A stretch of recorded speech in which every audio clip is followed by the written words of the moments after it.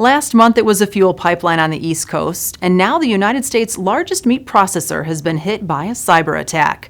The weekend attack shut down JBS's 9 plants across the country for several days. The vast majority were up and running again on Wednesday.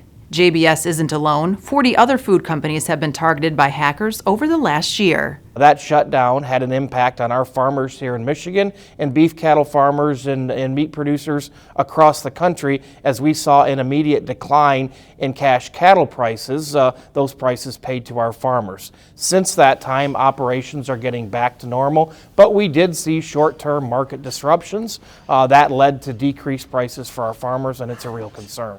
Consolidation in the meatpacking industry has become a real challenge. In fact, this past year, Michigan Farm Bureau members passed a resolution at our annual meeting calling for the American Farm Bureau Federation to put in a meat processing, meat industry task force to take a look at a number of issues surrounding the meatpacking industry.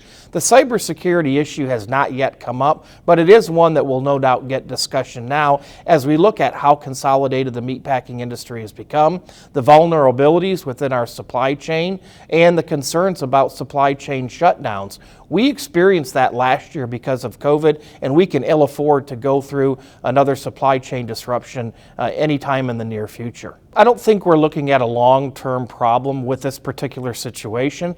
The long-term problem, though, comes in when we talk about protecting our business and industries from cybersecurity threats and attacks.